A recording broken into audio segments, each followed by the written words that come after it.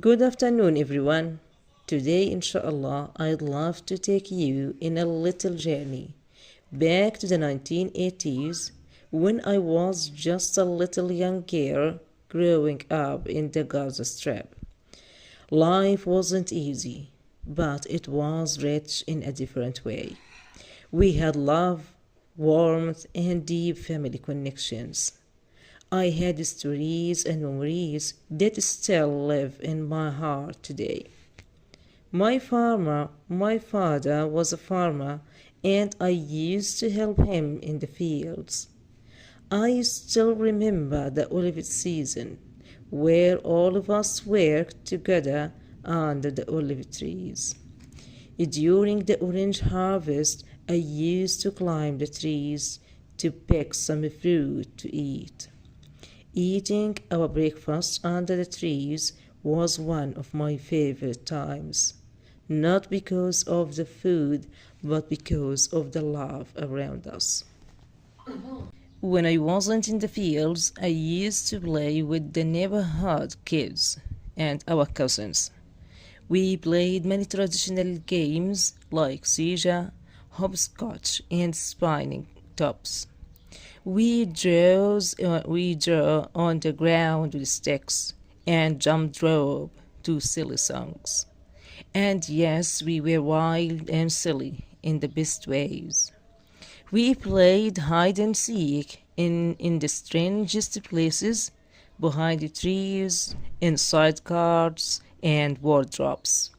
These were days of innocence when imagination was our playground. But what truly fills my heart is to remember the evenings. When the electricity went out, which is often dead, we didn't feel deprived. We gathered in one room around a lantern or a candle.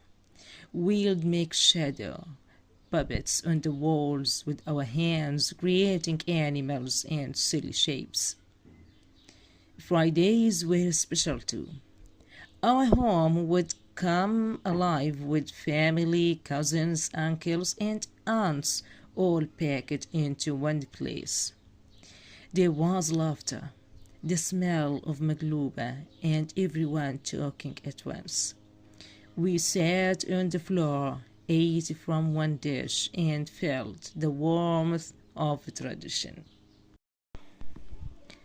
At the end of the days, after all the noise, games, and running around, we would finally settle down on the floor, curled up in on thin mattresses or cushions, and watch TV together. One small screen and one or two physics channels. And yet we were completely memorized.